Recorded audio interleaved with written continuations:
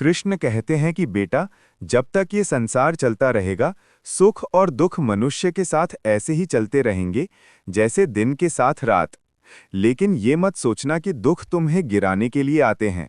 वे तो तुम्हें और अधिक बुद्धिमान, और अधिक अनुभवी, और अधिक दृढ़ बनाने आते हैं।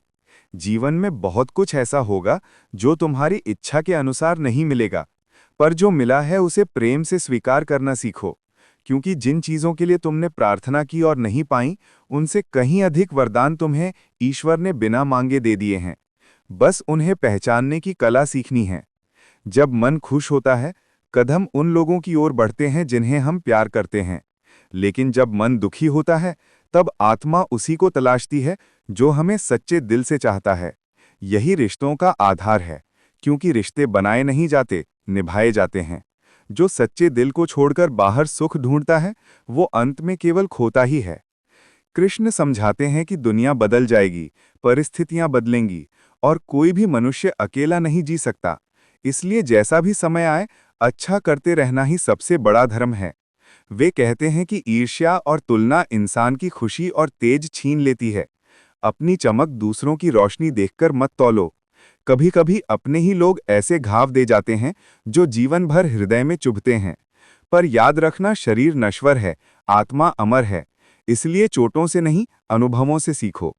कृष्ण बड़े प्रेम से कहते हैं, मेरी शरण में आओ, मैं डर, चिंता और दुख से तुम्हें मुक्त कर दूंगा। क्योंकि भाग्य पर निर्भर रहना कायरों का मार्ग है, साहसियों का मार्ग कर्म है।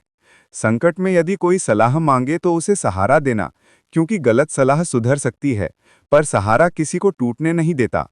दुख को दुनिया पर मत थोपो, क्योंकि दुख बाहर से नहीं, मन से पैदा होता है, और मन से ही मिटता है।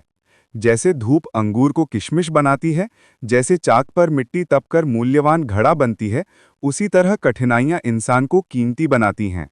जो खुशी छल से मिलती है, वो हमेशा डर पैदा करती है, लेकिन जो खुशी आत्मा की पवित्रता से मिलती है, वो क्षणिक होकर भी जीवन को रोशन कर देती है। कृष्ण याद दिलाते हैं कि उनकी इच्छा के बिना कोई तुम्हें छू नहीं सकता, इसलिए भय को मन से निकाल दो। साथ ही चेतावनी देते हैं कि अधूरी जानकारी तलवार से ज्यादा हानि करती है। तुमने खुद को कमजोर माना, इसलिए दुनिया ने भी तुम्हें कमजोर समझा। जो होना है वो होगा, फिर चिंता क्यों? क्रोध और ऊंची आवाज से किसी को नहीं जीता जा सकता। मौन ही सबसे बड़ी शक्ति है। हर मनुष्य में अच्छाई बुराई दोनों होती हैं, और जो अच्छाई पर ध्यान देता है वही विजेता बनता है। खुद को इतना सुंदर, इतना सरल और इतना प्रकाशवान बनाओ कि जहां रहो वहां लोग तुम्हें प्रेम करें, जहां से जाओ वहां लोग तुम्हें याद करें, और जहां पहुंचो वहां लोग तुम्हारा इंतजार करें। जो लोग तुम्हारी कदर नहीं करते, उन्हें छोड़ देना ही बुद्धिमानी है, क्योंकि कठिन समय भी स्थायी नहीं होता, और ईश्वर का न्याय आश्चर्यजनक है। जो व्यक्ति बहुत भावुक होकर टूटता है, वो पत्थर से भी कठोर बन जाता है। इसलिए दिल को समझदारी से संभालो। क्रोध में लिया निर्णय जीवन को बिगाड़ देता है, ये गीता का स्पष्ट संदेश है। कृष्ण बताते हैं कि परिवर्तन बाहर से नहीं, भीतर से शुरू होता है। शब्द मर्यादा का दर्पण है, इसलिए सोच समझकर बोलो। सुंदरता चेहरों में नहीं, विचारों में होती है। सम्मान मांगने से नहीं, कर्मों से मिलता है। विजेता जीत कर रुकते हैं, कमजोर थक कर। ईश्वर के निर्णय मनुष्य की इच्छाओं से हमेशा श्रेष्ठ होते हैं, और जब तक भीतर मंदिर नहीं बनता, बाहर के मंदिरों की यात्रा व्यर्थ है। कृष्ण 5 कठोर सत्य सिखाते हैं।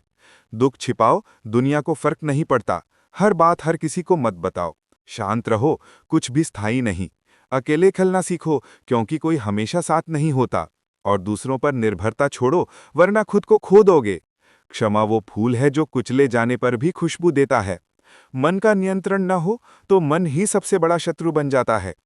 इतना मत बोलो कि लोग तुम्हें चुप करा दें, इतना बोलो कि लोग तुम्हें सुनने की इच्छा करें।